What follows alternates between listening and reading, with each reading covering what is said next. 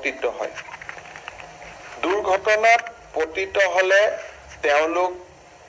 বিভিন্নজন বিভিন্ন সময়ত নিহত হয় আৰু পাৰ্মানেন্ট ডিজেবিলিটি হয় আৰু পাৰ্মানেন্ট ডিজেবিলিটিৰ লগত কেতিয়াবা পাৰ্চিয়েল ডিজেবিলিটিও হয় তাৰমানে এটা হল ডেথ এক্সিডেন্টেল ডেথ দুৰ্ঘটনা জড়িত মৃত্যু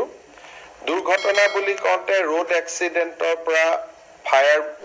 আউটব্ৰেকৰ পৰা বানপানীৰ পৰা গোটেইখিনিক দুৰ্ঘটনা বুলি ধৰা হয় আৰু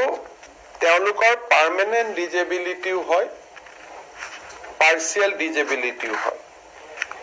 ৰাজ্য চৰকাৰে ষ্টেট বেংক অফ ইণ্ডিয়া আৰু আন বেংকসমূহৰ লগত এটা বিশেষ চুক্তি স্বাক্ষৰ কৰিব যাৰ জৰিয়তে যাৰ স্যালাৰি একাউণ্ট যোন বেংকত আছে ধৰি ললো মোৰ স্যালাৰি একাউণ্ট ষ্টেট বেংকত আছে মোৰ স্যালাৰি একাউণ্ট পাঞ্জাব নেশ্যনেল বেংকত আছে মোৰ স্যালাৰি একাউণ্ট ইণ্ডিয়ান অভাৰসিজ বেংকত আছে যি বেংকত স্যালাৰি একাউণ্ট থাকে তেওঁলোকে আমাৰ লগত হোৱা চুক্তি অনুসৰি ৰাজ্য চৰকাৰৰ কোনোবা কৰ্মচাৰী দুৰ্ঘটনাত নিহত হলে 1 কোটি টকা পৰিয়াললৈ তেওঁলোকে ইন্সুৰেন্স প্ৰিমিয়াম হিচাপে আগবঢ়াব যদি পাৰ্মানেন্ট ডিজেবিলিটি হয় টোটেল ডিজেবিলিটি তেতিয়া হলেও 1 কোটি টকা তেওঁলোকক আগবঢ়াব আৰু যদি পাৰ্চিয়েল ডিজেবিলিটি হয় তেতিয়া হলে 80 লাখ টকা আগবঢ়াব এটো এটা আমাৰ ৰাজ্য চৰকাৰৰ কৰ্মচাৰীৰ কাৰণে এটা বৃহৎ সকাহ হ'ব যে যিকোনো এক্সিডেন্ট বানপানীৰ সময়ত চৰকাৰী কাম কৰোতে আৰক্ষীয়ে সন্ত্ৰাসবাদীৰ বিৰুদ্ধে যুঁজোতে এই ধৰণৰ ঘটনা প্ৰবাহত পৰিয়ালটোৱে নিহত হলে 1 কোটি টকা লাভ কৰিব আৰু পাৰ্মানেন্ট ডিজেবিলিটি হলে 1 কোটি টকাই পাব পাৰ্চিয়েল ডিজেবিলিটি হলে 80 লাখ টকা পাব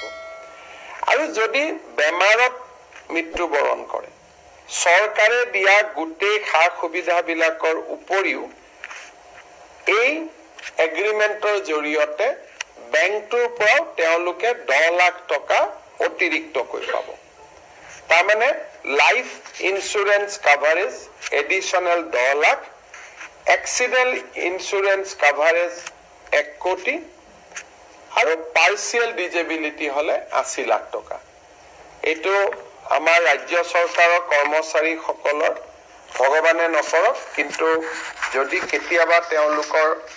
খুব এনেকুৱা ধৰণৰ পৰিবেশ হয় তেতিয়ালে ই এটা ডাঙৰ সিকিউৰিটি সিস্টেম হিচাপে পৰিয়ালটোৰ ওচৰত কাম কৰিব এইখিনি পৰিৱৰ্তেও চৰকাৰে যি সুবিধা আজিলৈকে আগবঢ়াই আছে এইখিনি চলি থাকিব এইখিনি অতিৰিক্ত সুবিধা আমি দিছো কিন্তু এজন চৰকাৰী কৰ্মচাৰী মৰিলে ফ্যামিলিটোৱে 60 বছৰ বয়সলৈকে পেনশন পায় জিপিএফ যিবিলাক পায়ে থাকিব এইখিনি হল তেওঁলোকলৈকে আমি আগবঢ়োৱা এটা অতিৰিক্ত সুবিধা